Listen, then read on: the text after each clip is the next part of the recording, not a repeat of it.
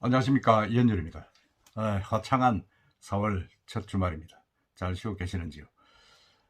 이번 주간 시사 뉴스 시간에는 부산시가 이제 2040 도시계획안을 만들었습니다.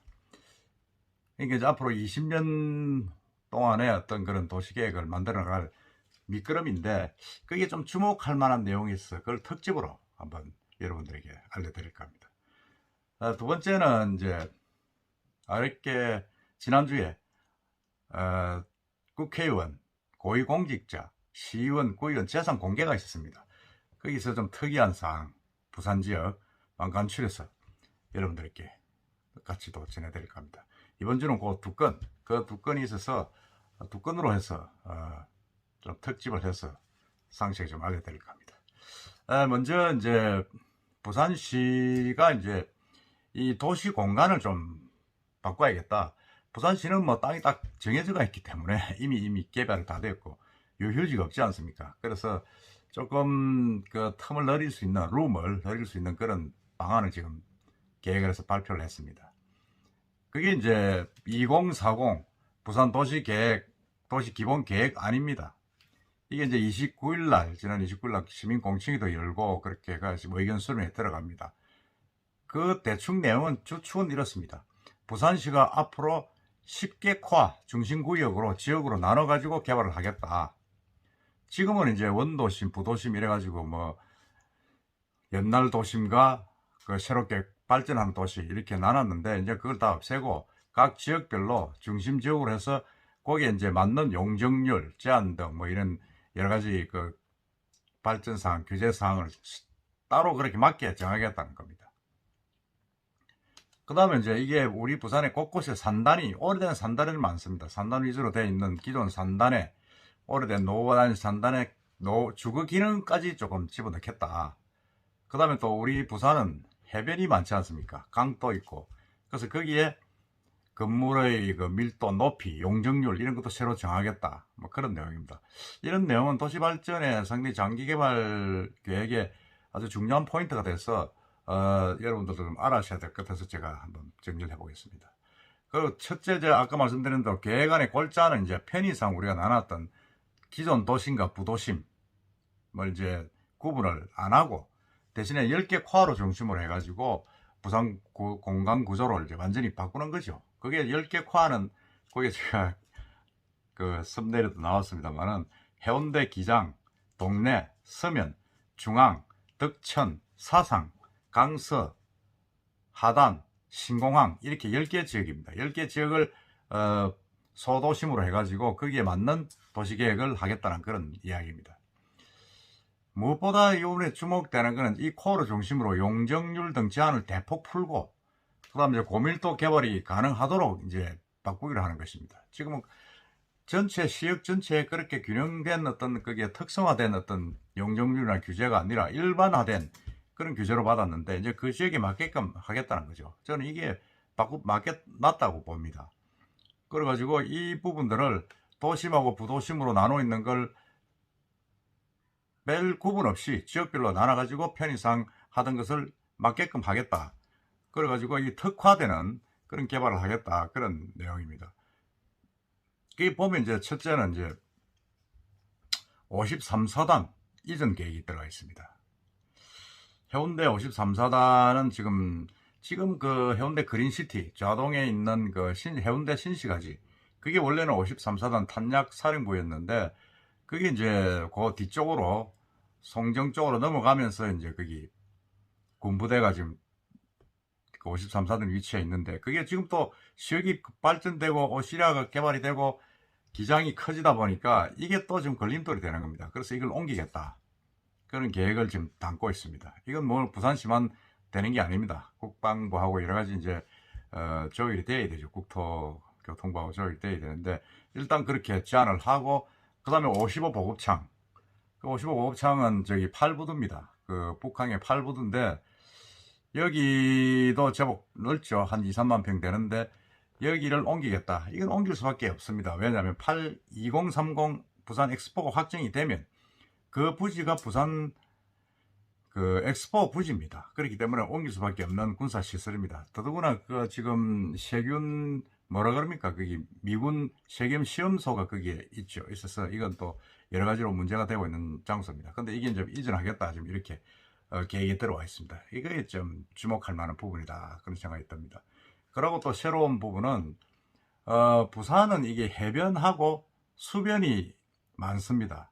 많은데 부산에는 국가하천이 5개, 지방하천이 45개, 그리고 소하천이 61개 등 그 길이가 350km에 이릅니다. 그런 하천이 있고 그 다음에 379km에 달하는 해안이 있는데 이 도시 기본계획이란 게 해안만 있었습니다. 해안은 이제 해양수산부 쪽에 해안선 개발 계획이 있었는데 이게 하천 규제는 사실은 뭐 시하고 구하고 뭐 흩어져 가지고 아주 종합적인 개발이 없었는데 이번에 이제 해안선과 함께 하천변 전부 다 이제 관리 계획을 새로 갖추겠다 그렇게 지금 이야기를 하고 있습니다.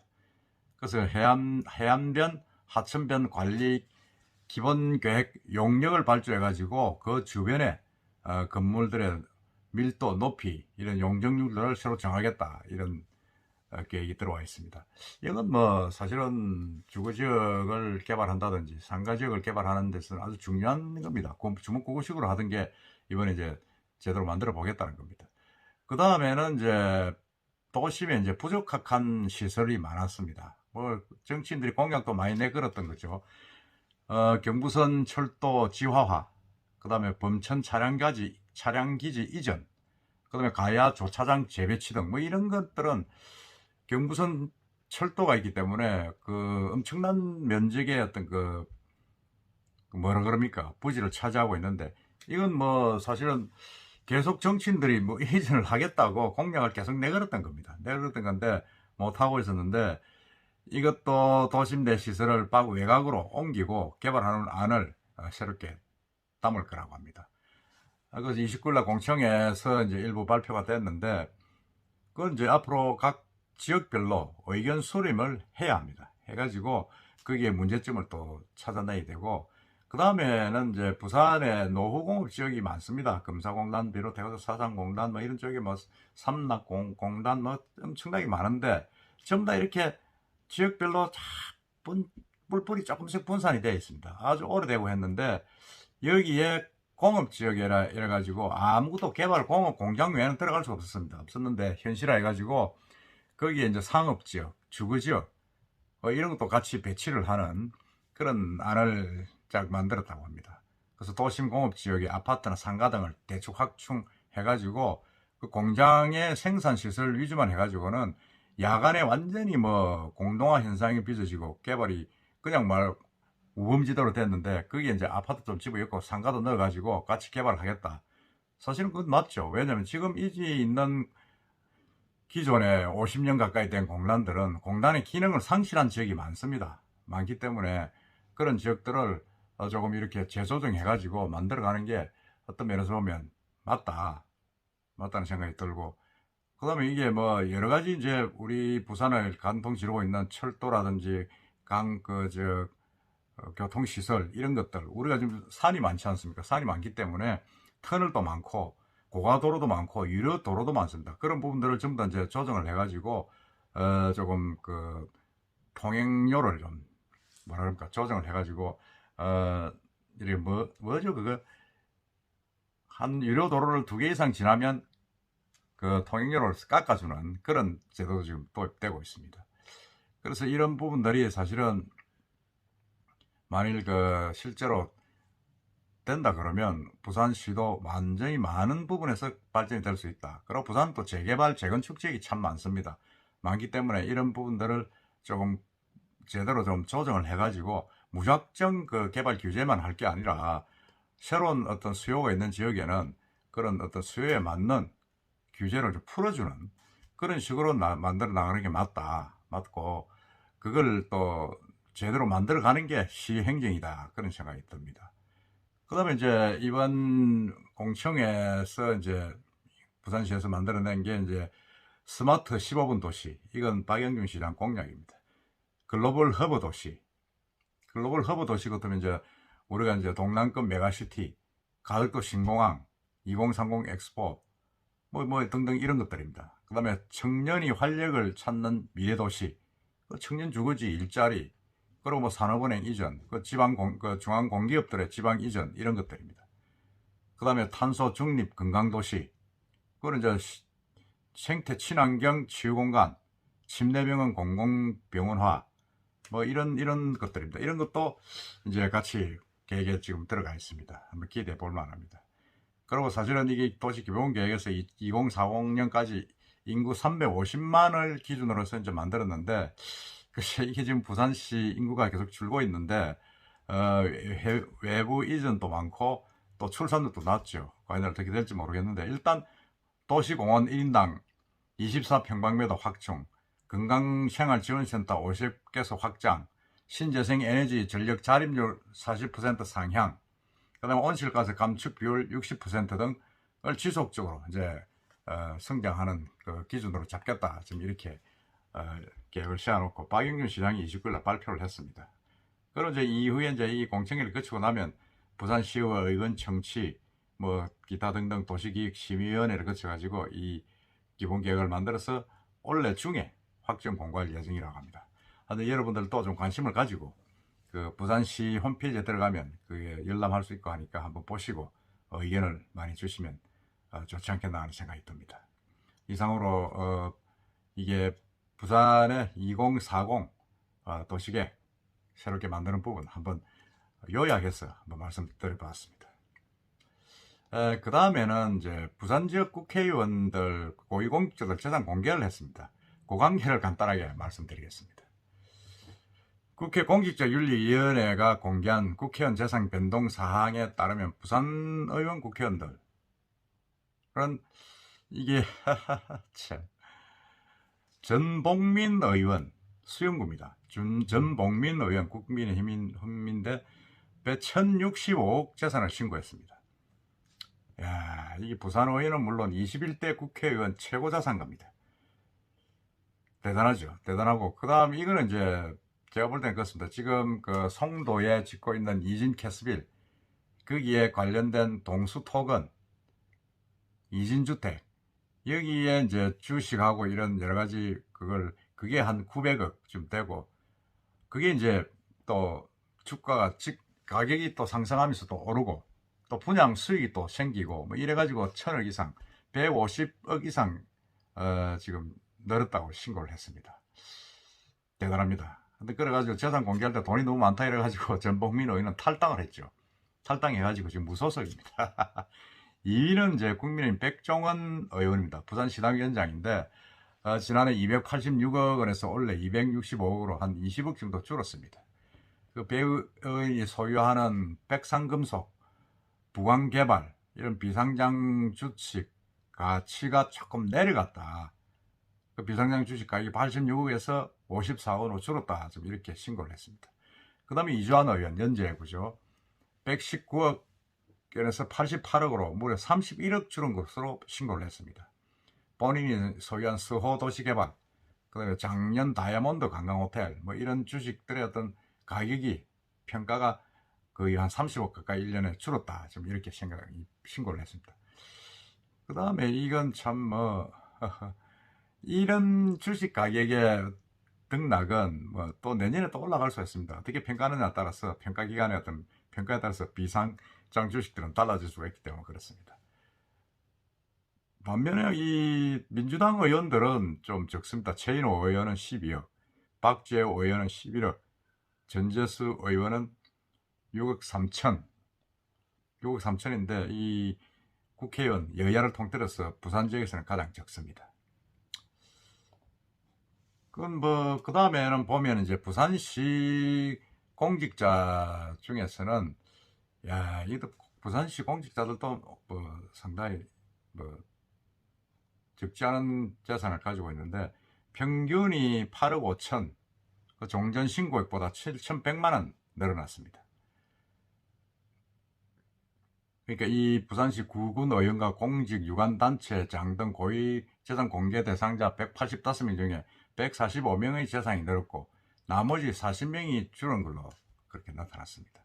나타났고 이게 뭐 사실은 뭐 재산이, 공무원들의 재산이 늘어나고 줄은 거는 큰 의미는 저는 없다고 봅니다. 국회의원들, 정치인들, 이런 사람들의 재산이 늘고 하는 게 중요한데, 글쎄, 이게 뭐 크게 뭐 그런 게 의미가 없다고 저는 보는데, 일단은 그래도 100억이 넘는, 구시의원이 있습니다.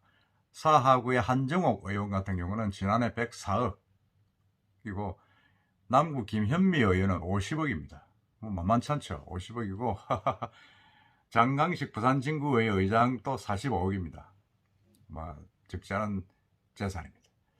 이런 분들은 뭐 재산이 나름대로 크게 등락은 심하지가 않습니다. 등락은 심하지가 않는데 부동산 가격이 올라갔다는 사람들이 많고 뭐 그렇습니다. 그래서 이 여러 가지 재산들을 보면 그래도 뭐 크게 부산에서는 큰 돈은 없는 것 같다는 생각을 하면서도 또 뭐 특정 몇 명은 많다는 생각도 있는데 부산시장 그 박형준 시장을 한번 볼까요? 박형준 시장은 46억 8천입니다. 8,457만 원을 신고해가지고 전년비에 3억 한 9천만 원 늘었습니다. 이 박 시장은 그 LCT에 산다 그래가지고 지난 보궐선거 때 아주 혼이 났죠, 부동산 때문에. 근데 배우자 명의의 기장 일광면 대지 4건 5억 7천만 원에 기부를 했는데 배우자의 비상장 주식 매도, 급여소득 뭐 이런 등등 다른 재산 사업소득들이 늘어가지고 전체적으로 이제 재산이 늘었습니다. 그리고 이제 시의회 신상의 의장은 2억 5천만 원입니다. 참 이분은 딱 아파트 한 채네요. 아파트가 1억 3천 늘었다고 합니다. 그다음 구청장 중에서는 최진봉 중구청장이 81억, 정명희 북구청장이 47억, 노기태 강서구청장이 43억을 신고를 했습니다. 뭐 적은 재산은 아닙니다. 구청장이 대부분이 민주당인데도 뭐 상당한 재산이 좀 있는 것 같습니다. 그래서 여기에서 보면 하여튼 이분들 재산들을 크게 지금 현재로서는 문제되는 분이 없고 심사 대상 공직자들을 보면 고위공무원 7명, 시의원 47명, 구청장 군수 15명 등 총 69명입니다. 69명이고 그분들은 해마다 이제 공개를 하게 돼 있죠. 돼 있는데 큰 변동이 없고 하여튼 제가 놀란 거는 거기 저 수영구 전봉민 의원 재산이 1,000억, 150억 늘은 부분 그게 참 놀라울 따름입니다. 하여튼 전봉민 의원 그 많은 재산 조금 국민들이나 부산시를 위해서 잘 써주셨으면 어떨까 하는 그런 생각이고 또 그렇게 서시리라 생각을 합니다. 오늘은 이렇게 2건 간단하게 제가 요약을 했어요. 요약을 했지만 좀 긴 내용으로 여러분들에게 알려드렸습니다. 하여튼 4월도 이제 3월도 끝났고 4월로 넘어갑니다. 세월이 참 빠르다는 느낌이 듭니다. 본격적인 봄철인 4월을 맞아서 여러분들 건강 조심하시고 이제 코로나도 이제 다음 주는 완전히 해제가 된다고 하니까 하여튼 좀 예년하고 다른 느낌의 어떤 봄입니다만은 그래도 건강 조심하시고 코로나 오미크론 잘 챙기시고 건강한 나날 되시길 바라겠습니다. 이상입니다.